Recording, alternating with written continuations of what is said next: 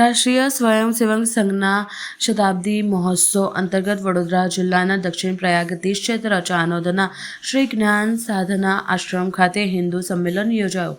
નાગરિકોમાં સાંસ્કૃતિક જાગૃતિ, શિસ્ત, સેવા અને સામાજિક જવાબદારીને પ્રોત્સાહન આપવાના ઉદાત્ત હેતુથી રાષ્ટ્રીય સ્વયંસેવક સંઘની સ્થાપના 1992માં કરવામાં આવી. ત્યારેથી નિરંતર ભારતની સર્વાંગીય ઉન્નતિ, સર્વાંગી વિકાસના લક્ષ્ય સાથે સંઘના સ્વયંસેવકો સમર્પિત ભાવથી સંઘ સાથે જોડાયેલા છે. RSSના 100 વર્ષ પૂર્ણ થવા નિમિત્તે સંઘની શતાબ્દી ઉજવણીના ભાગરૂપે દેશભરમાં ઠેર ઠેર હિન્દુ સંમેલનનું આયોજન કરવામાં આવ્યું છે. આ અંતર્ગત વડોદરા જિલ્લા નર્મદા કિનારાના દક્ષિણ પ્રયાગ તીર્થ ક્ષેત્ર ચાનોદના શ્રી જ્ઞાન સાધના આશ્રમ ખાતે 28 ફેબ્રુઆરીને સાંજે હિન્દુ સંમેલન યોજવામાં આવ્યું હતું, જેમાં પરમ પૂજ્ય સ્વામી વિવેકાનંદના, પરમ પૂજ્ય સ્વામી ચેતાનંદ ગિરી, સ્વામી સુખાનંદજી મહારાજ, શ્રી ચંદ્રકાંત શાસ્ત્રી, સંજય ગુરુજી તેમજ મુખ્ય વક્તા પદેશ્રી સત્યેન્દ્રભાઈ જોશી સહિત તાલુકા, નગર અને પંથકમાંથી મોટી સંખ્યામાં હિન્દુ ભાઈ બહેનો ઉપસ્થિત રહ્યા હતા.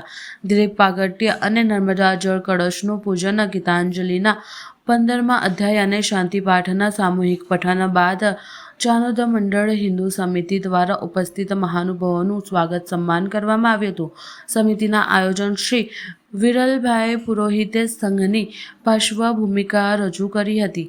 ઉપસ્થિત સંત વૃંદ તેમજ મુખ્ય વક્તા શ્રી સત્યનભાઈ જોશી દ્વારા પ્રાસંગિક ઉદ્બોધન કરવામાં આવ્યા હતા, જેમાં માતૃભાષાનો મહિમા અને તેનું જતન આપણું પણ અપનાવનારી છે.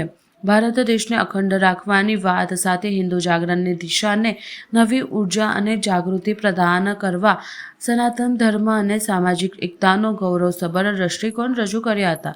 આ ભવ્ય હિન્દુ સંમેલનમાં સામાજિક કાર્યો થકી બોધાત્મક સંદેશ આપનાર વ્યક્તિ, વિષયો તેમજ પર્યાવરણનું જતન, સર્વજ્ઞ અને રક્ષણની જવાબદારી નિભાવવામાં રેવા ભક્તિ સંગઠન તેમજ નર્મદે હર ગ્રુપ ઉત્પાદન ભારતીય સૈન્યના રિમાઉન્ડ વેડનર કોર યુનિટમાં ફરજ બજાવી નિવૃત્ત થયેલા વિસ્તારના જવાન ભરત બચ્ચુભાઈ ચુનારા સહિતના ભારતીય પરંપરા મુખ્ય કૌટુંબિક ભાવના જાળવી રાખી સંયુક્તપણે પારિવારિક વ્યવસ્થા જાળવણીને રહેતા પરિવારનો સમિતિ દ્વારા ઉત્સાહપૂર્વક સવિશેષ સ્વાગત સન્માન કરવામાં આવ્યું હતું. સંમેલનના અંતે સમરસતા ગતિવિધિ સંઘ સંત આયામ ગુજરાત પ્રાંતના પ્રમુખ જયેશભાઈ ભટ્ટ દ્વારા આભાર વિધિ કરાઈ હતી, જે બાદ સૌએ ભોજન પ્રસાદીનો લાભ મેળવ્યો હતો.